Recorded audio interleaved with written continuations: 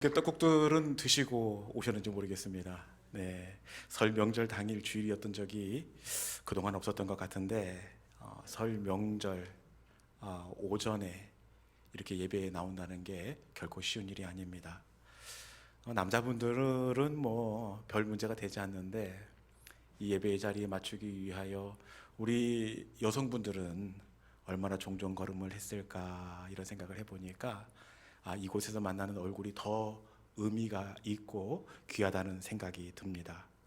여러분, 이렇게 귀한 걸음을 하셨는데 하나님께서 이 명절 아침에 영적인 넉넉한 세뱃돈으로 우리에게 채우시고 갚아주시는 은혜가 있기를 주님의 이름으로 축원합니다. 제가 가끔씩 드리는 말씀인데 교회가 어디라고 제가 말씀을 드리죠? 친정입니다. 명절날 이렇게 모이는 거 보니까 진짜 친정이 맞는 것 같아요. 우리도 명절날 시댁에서 아침밥 빨리 해치우고 마음은 벌써 친정에 가지 않습니까? 아침 먹고 이렇게 모이는 거 보니까 이곳이 진짜 하늘 아버지가 계시는 우리의 영적인 친정이다라는 그런 공감을 다시 한번 해보게 됩니다. 여러분, 친정은 평안함이 있고 친정은 나를 생각해주는 마음이 있습니다.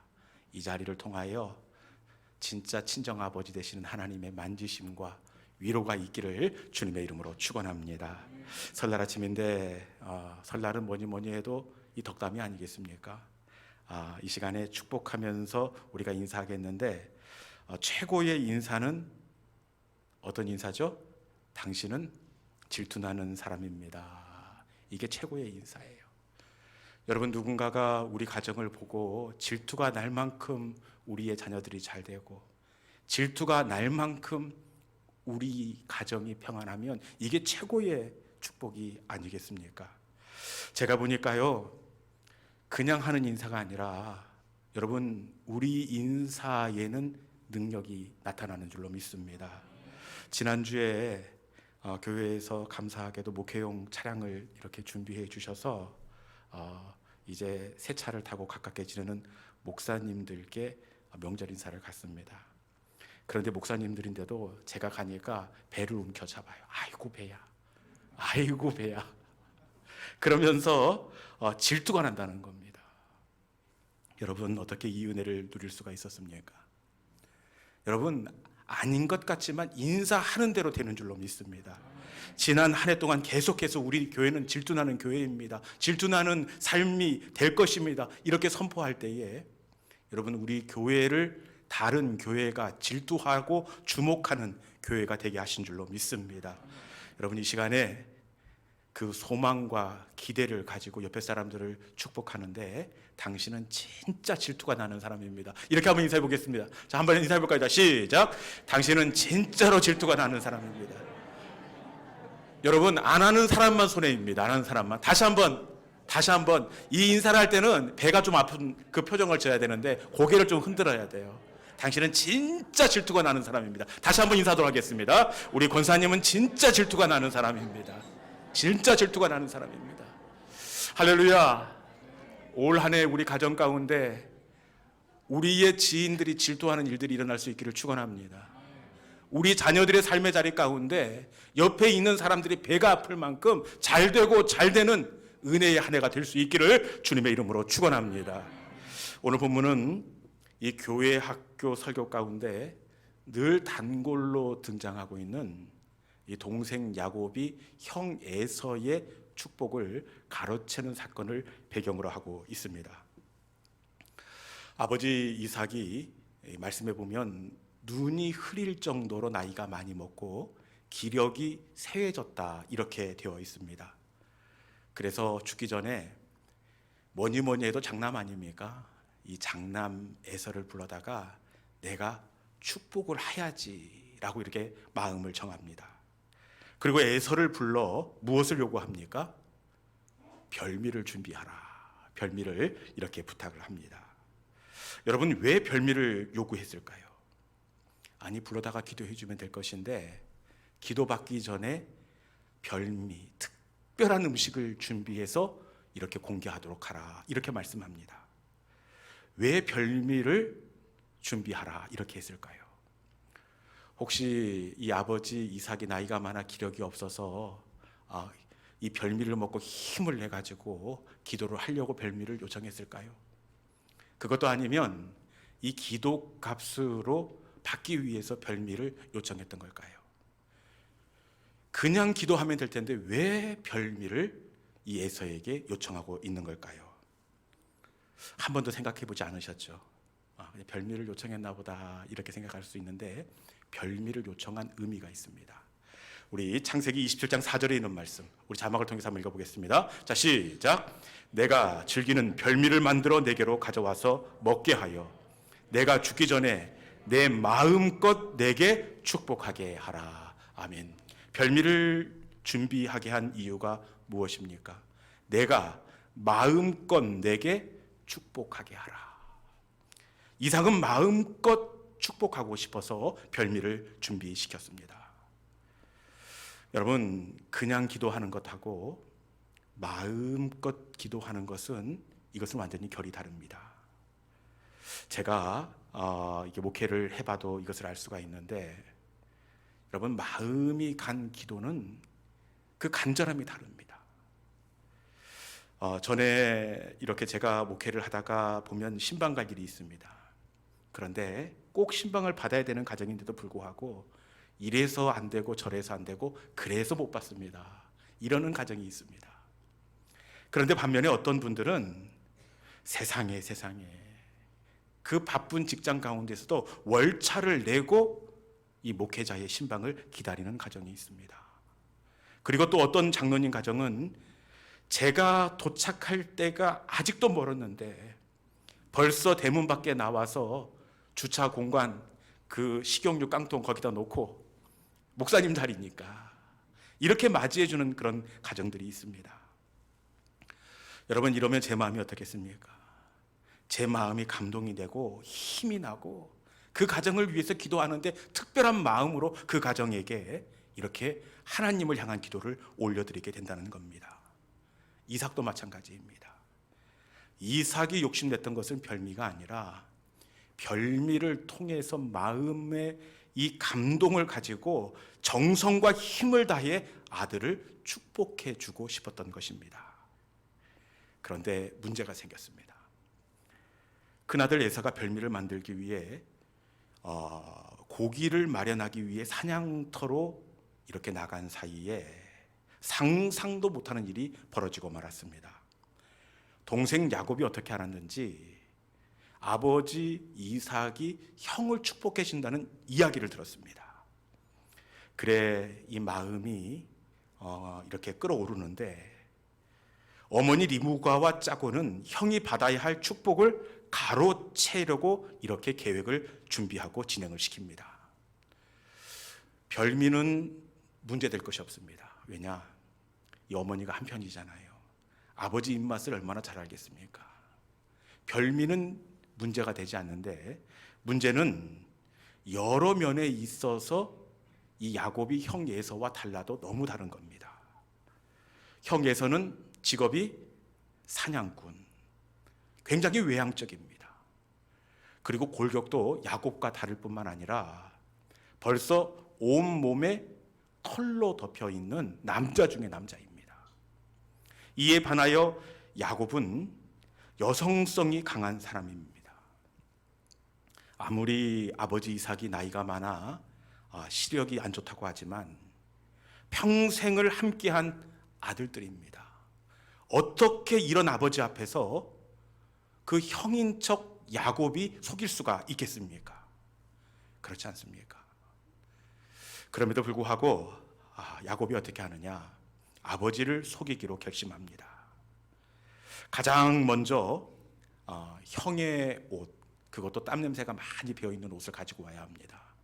혹시 아버지가 치밀하신 분이기 때문에 이 채취를 가지고 분간할 수 있기 때문에 형의 채취가 가장 많이 배어있는 옷으로 갈아입습니다. 그리고 또 무엇을 가려야 되죠? 털입니다. 털. 야곱은 제가 보니까 수염도 꼭 내시처럼 납니다. 매끈매끈해요. 그래서 별미를 만들기 위해 잡았던 염소 가죽을 가지고 이 피부에 입힙니다. 얼굴에도 입히고 가슴에도 좀 입힐까요? 혹시 또 손을 넣어보면 안 되니까 가슴에도 입히고, 그리고 결정적으로 손등에까지 에서와 같이 염소털로 입혀놓습니다. 드디어 별미가 준비가 되고 어머니가 전해주신 별미를 가지고 조심스럽게 방문을 열게 되었습니다. 그리고 헛기침을 일단 해야죠. 아버지 놀리시면 안 되니까. 그리고 아버지 하고 이렇게 부르는데 여러분 어떻게 되었을까요? 우리 18절에 있는 말씀 같이 한번 읽어보도록 하겠습니다. 18절, 자 시작. 야곱이 아버지께 나아가서 내 아버지여 하고 부르니 이르되 내가 여기 있노라. 내 아들아 내가 누구냐. 아멘. 뒤쪽에 있는 그 말씀은 조금 뒤를 올려서 읽어야 됩니다. 내 아들아 내가 누구냐 이렇게 읽으면 안 되고, 근데 너는 누구냐 이렇게 하셔야 됩니다. 무슨 뜻입니까? 목소리를 형인 척 연기를 했지만 딱 듣기에도 이 큰아들이 아니라는 느낌이 있다는 겁니다. 그러자 아버지 이삭이 더 치밀하게 이렇게 야곱을 파고드는데, 이어지는 20절 말씀해 보니까 어떻게 파고듭니까? 그런데 어떻게 이렇게 이 별미를 만들 그 짐승을 속히 잡았느냐? 아니 이 시간이면 별미가 나올 시간이 아니라 뒷산에 있어야 할 시간인데 벌써 요리가 되어 나왔다고? 야곱이 실수한 겁니다. 너무 조급해가지고 이 계산을 시간을 여유 있게 해야 되는데 급한 마음에 그냥 이렇게 요리 끝나자마자 바쁘게 아버지에게 찾아갔던 겁니다. 이렇게 파고들면 보통 사람 같으면 할 말이 없지 않습니까? 금방 멘탈이 털릴 수밖에 없습니다. 그래서 목소리가 떨리고 흔들리게 되어 있는데, 야곱이 참 대단한 사람은 대단한 사람입니다. 오히려 마음이 흔들릴 법도 한데 오히려 더 단단히 형 에서의 목소리로 대답을 합니다. 이 순발력이 대단한데, 아버지가 벌써 잡았느냐 이렇게 얘기하면 저 우리 같으면 이렇게 할 텐데, 이 야곱이 난 사람은 난 사람입니다. 뭐라고 대답합니까? 아버지의 하나님께서 순조롭게 만나게 하셔서 이렇게 빨리 잡았지요. 하나님의 은혜지요. 아버지가 딱 듣기 좋은 말만 합니다. 그러자 아무래도 낌새가 수상해요. 그래서 아버지가 더 파고듭니다. 어떻게 하느냐? 우리 21절에 있는 말씀입니다. 21절, 자 시작. 이삭이 야곱에게 이르되 내 아들아 가까이 오라. 내가 과연 내 아들 에서인지 아닌지 내가 너를 만져보려 하노라. 아멘. 드디어 올 것이 왔습니다. 이리로 가까이 와라. 잠깐 내가 확인을 할 텐데 내가 너를 만져보고 에서인지 확인하겠다. 여러분, 아버지가 이렇게 나오면 이미 게임이 끝난 것 아닙니까? 만져본다는데 우리 같으면 벌써 등에서 식은땀이 나고 막 숨소리가 거칠어지고 금방 탈로가 날 것 같습니다. 그런데 이 야곱은 달라도 다른 사람입니다. 아주 당당하게 에서인 척 이렇게 얼굴을 내어밉니다. 아버지가 가장 먼저 얼굴을 만졌겠지요. 이상하지만 털이 있어. 어깨로 내려가고 그 다음에 양팔로 내려가고 그리고 결정적으로 손등을 더듬습니다. 그런데 여기에 털이 있는 겁니다. 그래서 23절 말씀에 보니까 어떻게 되어 있습니까? 그의 손이 형 에서의 손과 같이 털이 있으므로 분별하지 못하고 축복하였더라. 아버지 이삭이 야곱을 축복하였습니다. 여러분들은 야곱의 이런 행동이 이해가 되십니까? 야곱이 아버지의 축복을 받기 위해서 수단을 가리지 않고 그 아버지의 축복 기도를 받기 위해서 이 몸부림을 치고 있는 대목입니다. 여러분은 아버지의 축복을 받기 위해 이 몸부림을 치는 야곱을 이해할 수가 있겠습니까? 만약에 여러분들의 아버지가 애야, 내가 다음 주에 너를 위해서 축복하며 기도할 텐데 잠깐 집에 와서 다녔다 가라. 그러면 기분 좋게 다녀가실 마음이 있습니까? 우리 같으면 아버지의 기도가 그렇지.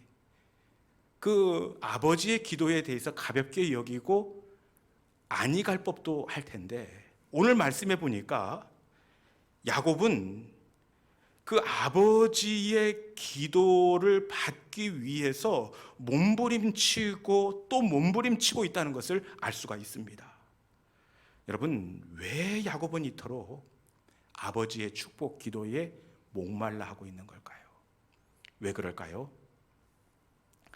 그것은 이 야곱은 하나님이 아버지 이삭에게 주신 축복의 능력을 알았기 때문입니다. 아버지의 입술에서 나오는 기도대로 자신의 인생의 방향이 결정된다는 것을 알았기에 야곱은 아버지의 축복 기도를 받기 위해 수고하고 무모할 만큼 몸부림을 치고 있었습니다.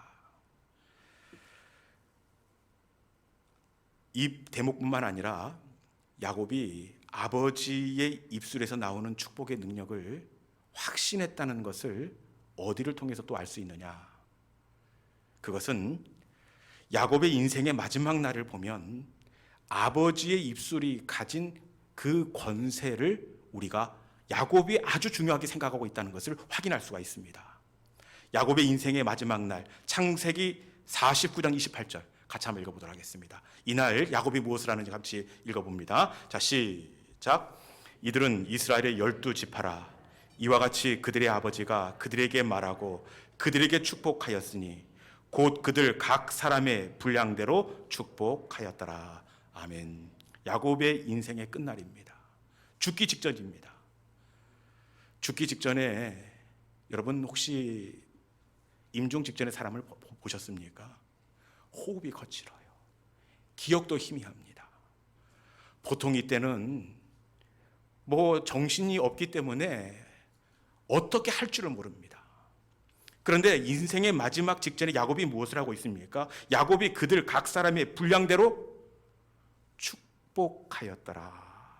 야곱은 마지막 인생의 순간에 거친 숨을 몰아쉬면서 자녀들을 축복하고 있습니다. 왜 그렇습니까? 그것은 아버지의 축복 기도의 능력을 야곱이 알고 있었기 때문입니다. 그리고 베냐민을 낳을 때를 봐도 야곱이 아버지의 입술의 권능을 알고 있었음을 확인할 수가 있습니다.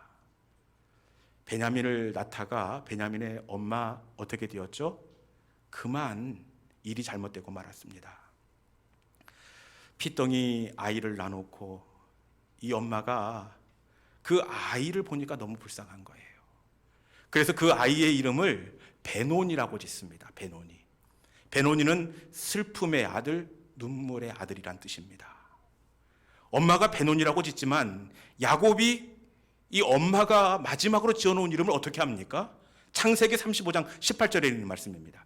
35장 18절에 있는 말씀 같이 읽습니다. 자, 시작. 그가 죽게 되어 그의 혼이 떠나려 할 때에 아들의 이름을 베논이라 불렀으니 그의 아버지는 그를 베냐민이라 불렀더라. 아멘.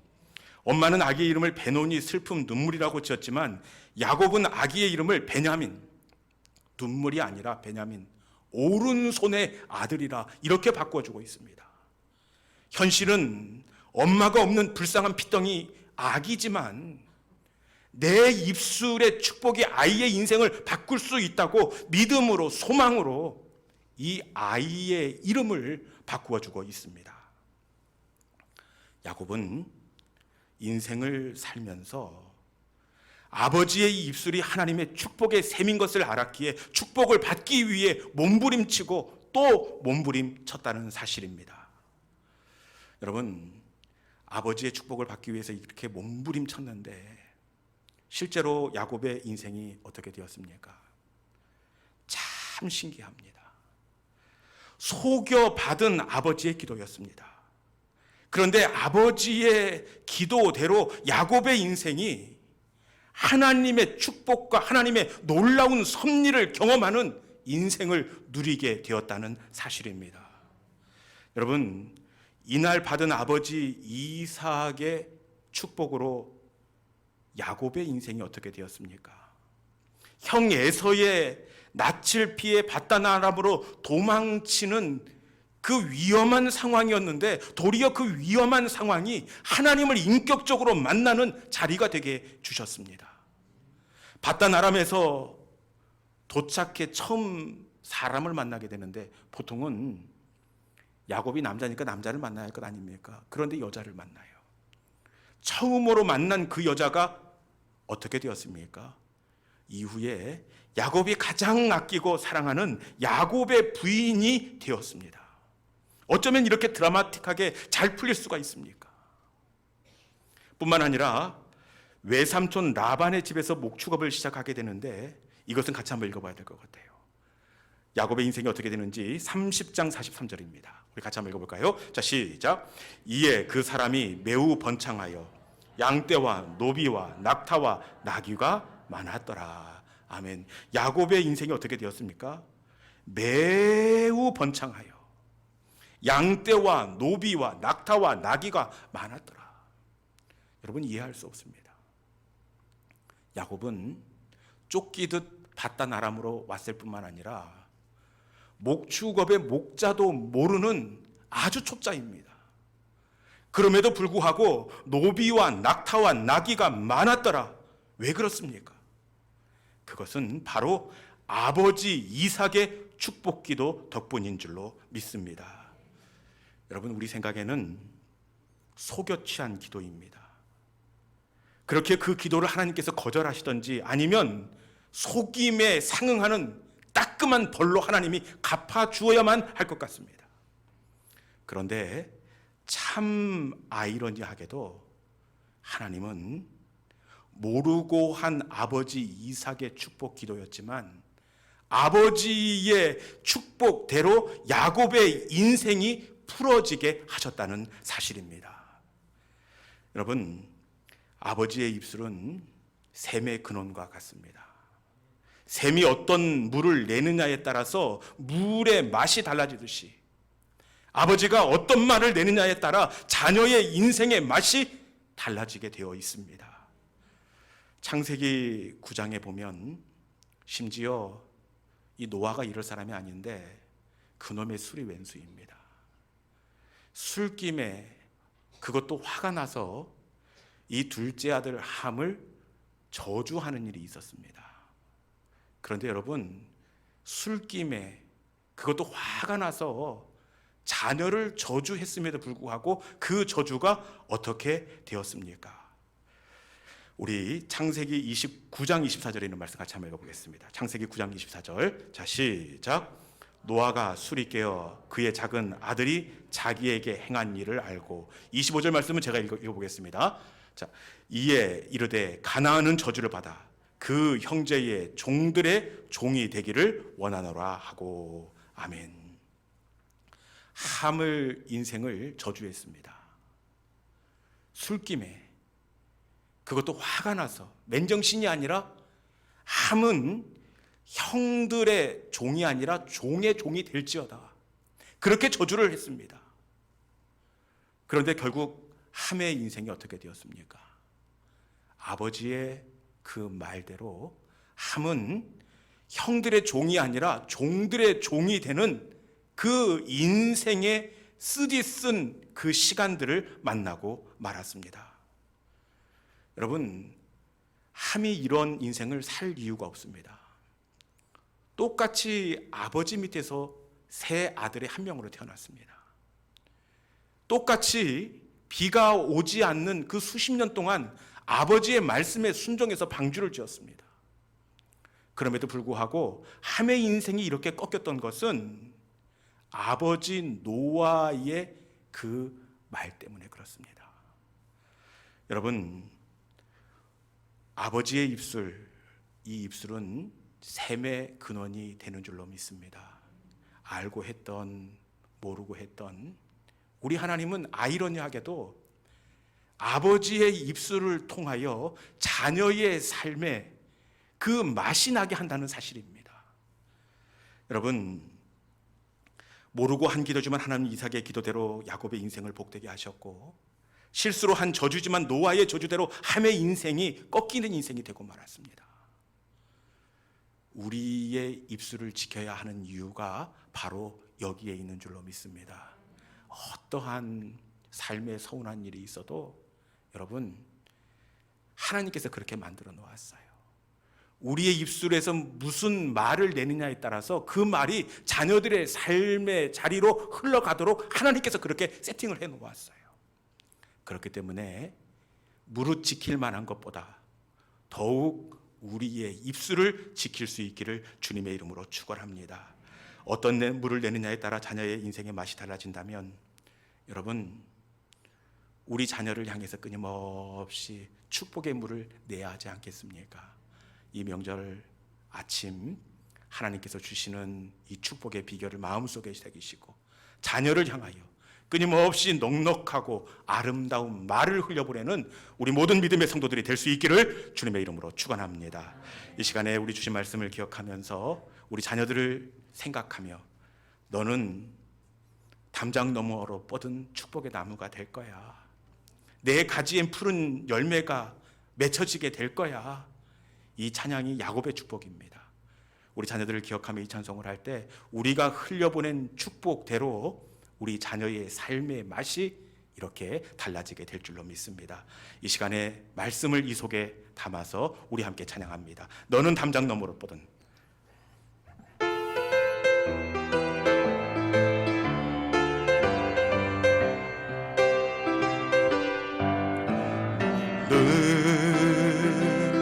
담장 너머로 뻗은 나무 가지에 푸른 열매처럼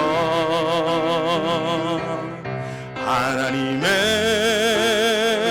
귀한 축복이 삶에 가득히 넘쳐날 거야. 너는 어떤 시련이 와도 어떤 시련이 와도 능히 이겨낼 강한 발이 있어. 전능하신 하나님께서 너와 언제나 함께 하시니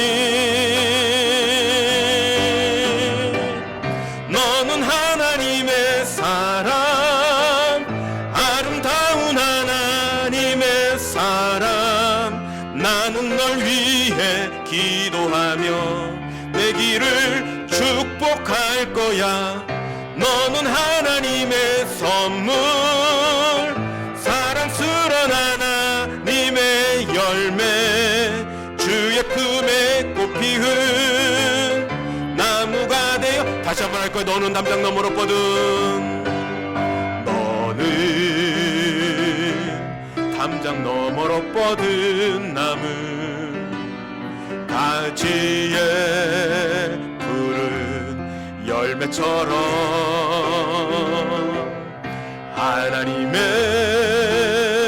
귀한 축복이 삶에 가득히 넘쳐날 거야.